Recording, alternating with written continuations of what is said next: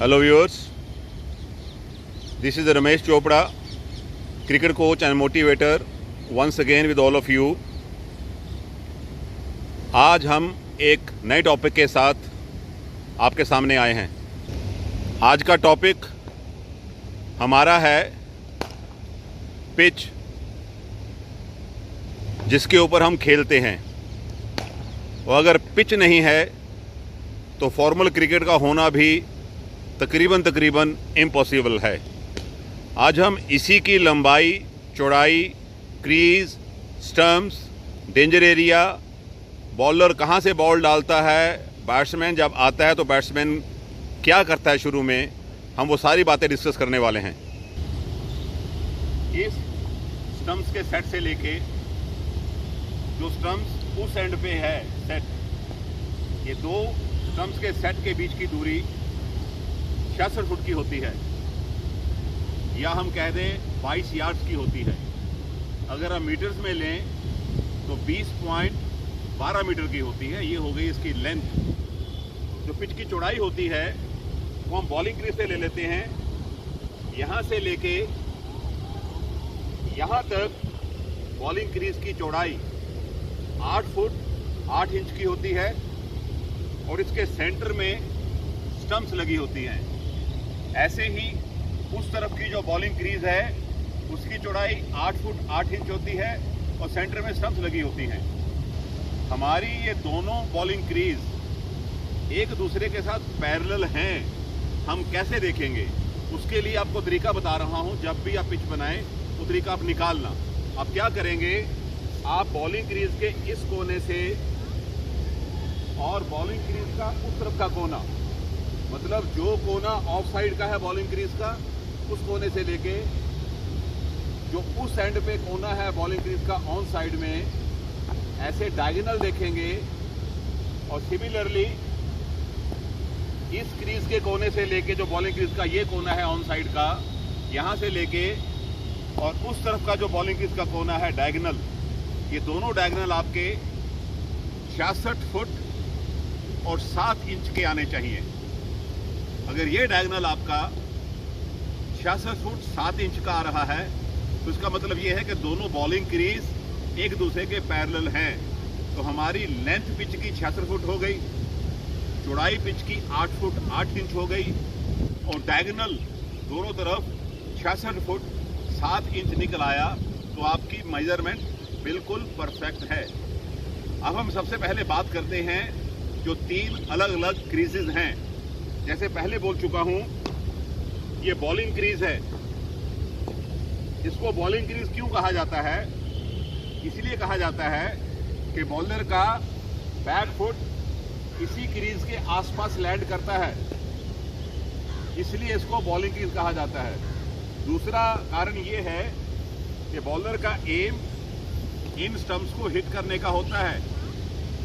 Bowler ने इन stumps को hit करना है, तो ये स्टंप्स इस क्रीज पे लगी हुई हैं, इसलिए इसको बॉलिंग क्रीज कहा जाता है। अब हम आते हैं आगे वाली क्रीज पे। इस क्रीज को बैटिंग क्रीज कहा जाता है या पॉपिंग क्रीज कहा जाता है। इसको बैटिंग क्रीज क्यों कहा जाता है? आप अक्सर देखते हैं जब बैट्समैन आता है वो यहां से गार्ड लेता है, या लेग स्टंप का या मिडिल स्टंप का, या मांगेगा वो लेग स्टंप का गार्ड, उसका बैट लेग स्टंप के आगे रखा होगा, या मांगेगा वो मिडिल स्टंप का गार्ड, उसका बैट मिडिल स्टंप के आगे रखा होगा, या फिर मांगेगा वो मिडिल एंड लेग, उसमें उसका बैट दोनों स्टंप के बीच में रखा होगा। उसके बाद उसको मार्क करता है, वो फील्डिंग को देखता है, फील्डिंग कहाँ कहाँ है, फिर वो स्टांस लेता है, इसलिए इसको बैटिंग क्रीज कहा जाता है। अब हम देखते हैं इन क्रीजेस की दूरी क्या है। ये जो बॉलिंग क्रीज है, इस बॉलिंग क्रीज के बिल्कुल सेंटर में स्टंप्स लगी होती हैं। तो जो ये स्टंप्स हैं, जो स्टंप का सेंटर है, इस स्टंप के सेंटर से जो ये बैटिंग क्रीज है, बैटिंग क्रीज का जो अंदर का हिस्सा है, अंदर वाला वो क्रीज है, बाकी मार्किंग है।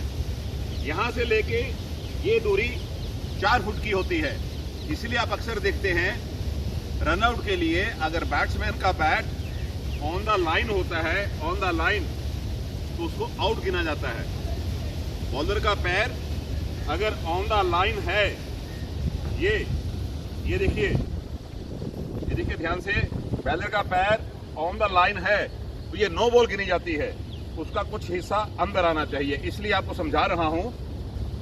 ये जो पॉपिंग क्रीज है, इसका जो ये अंदर का हिस्सा है, ये वाला, ये क्रीज है। बाकी मार्किंग है वो आपकी है, वो अंपायर की नहीं है।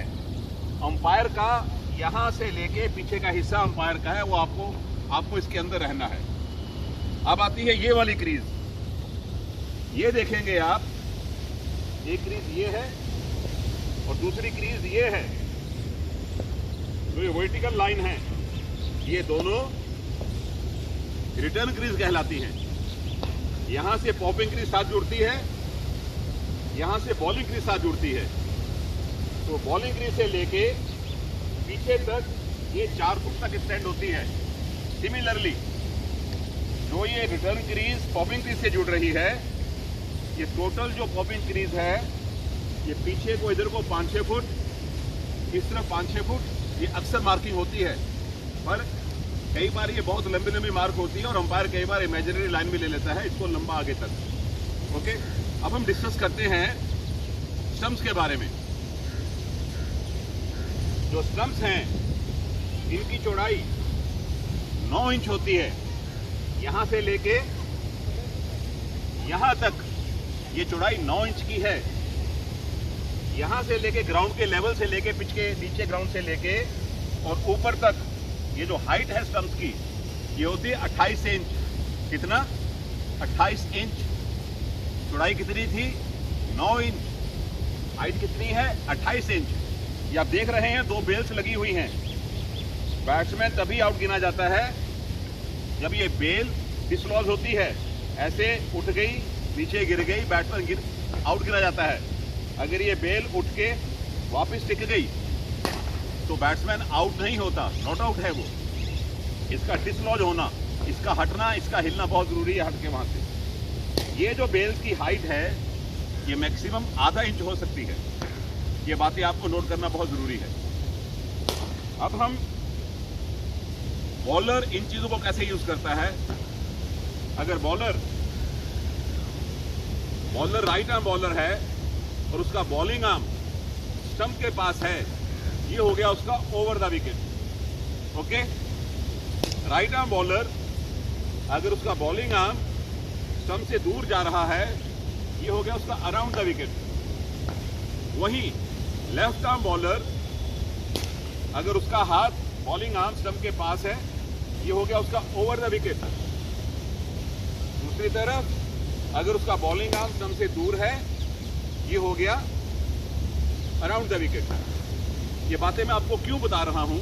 इसलिए बता रहा हूं कि एज बैट्समैन, एज बॉलर आपका जानना बहुत जरूरी है।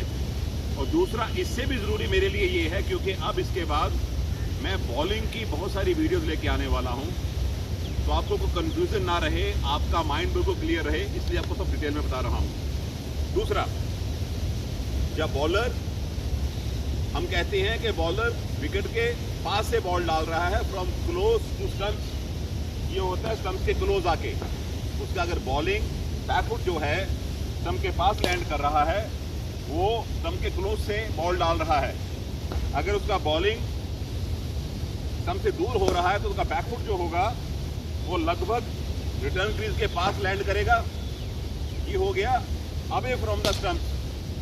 कई बार आप देखते हैं कि बॉलर, कमेंटेटर कहते हैं कि वो क्रीज का सेंटर यूज कर रहा है, तो ये आ गया क्रीज का सेंटर। ओके, दूसरा, अक्सर ये कहा जाता है साइड ऑन एक्शन के लिए कि उसका जो बैकफुट है वो बॉलिंग क्रीज के पैरेलल लैंड कर रहा है। तो ये होता है बॉलिंग क्रीज के पैरेलल।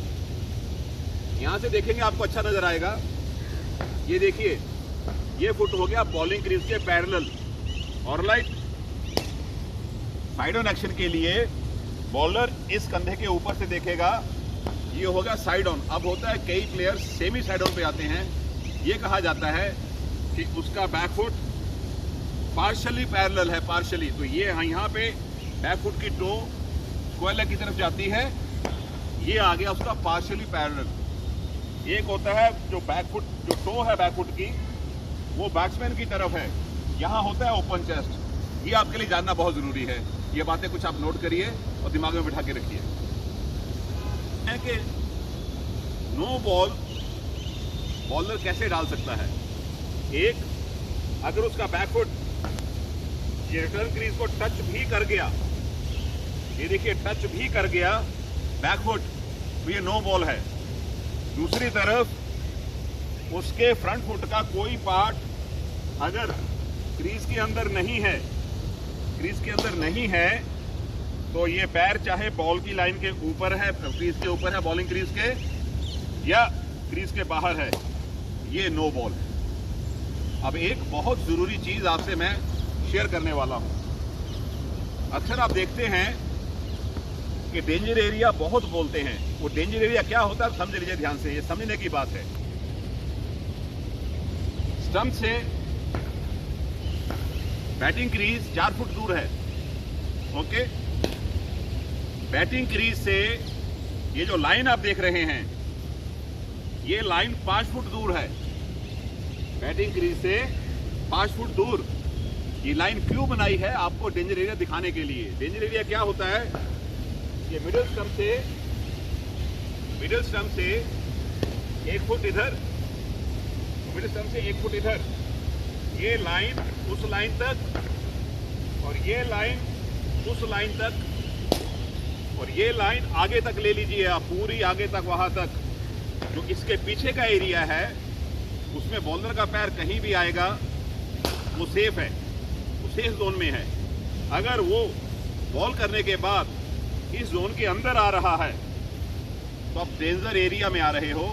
आपको अंपायर एक वार्निंग देगा, कैप्टन को इन्फॉर्म करेगा, आपको अंपायर दूसरी वार्निंग देगा, कैप्टन को इन्फॉर्म करेगा, और तीसरी वार्निंग से पहले ही आपको वो बाहर बिठा देगा। तीसरी बार भी अगर आप डेंजर एरिया में आ रहे हो, इसलिए आपको आगे की वीडियो में बताया जाएगा कि इससे हमें कैसे अवॉइड करना है। मुझे पूरी उम्मीद है कि क्रिकेट पिच की लेंथ, उसकी चौड़ाई, स्टंप्स की हाइट, बेल्स, डेंजर एरिया, सारी क्रीजेस, बॉलर कहां से बॉल डाल सकता है, ये सब आपको अब आइडिया हो चुका है, आपके दिमाग में आ गया है। आप इस वीडियो को बार बार देखेंगे, सब तो समझ जाएंगे। मुझे उम्मीद है कि वीडियो आपको अच्छा लगा होगा। अगर ये वीडियो आपको अच्छा लगा है, इसको लाइक करिए, इसको शेयर करिए, और बेल आइकन को प्रेस करना मत भूलिएगा, ताकि आपको नेक्स्ट वीडियो को नोटिफिकेशन मिल जाए। आप सब मेरी बहुत सपोर्ट कर रहे हैं, मेरा चैनल ग्रो कर रहा है। मुझे ऐसे ही प्यार करिए, मेरे वीडियोज़ को ऐसे ही लाइक करिए, ऐसे ही शेयर करिए, ताकि मैं मोटिवेट होके आप लोगों के लिए और बेहतर काम कर सकूं और अच्छा काम कर सकूं। मेरी फैमिली धीरे धीरे बढ़ रही है, मेरी फैमिली को और बढ़ाइए। मेरे साथ जुड़ने के लिए और नेक्स्ट वीडियो तक वेट करने के लिए आप सब लोगों का बहुत बहुत शुक्रिया। God bless you all.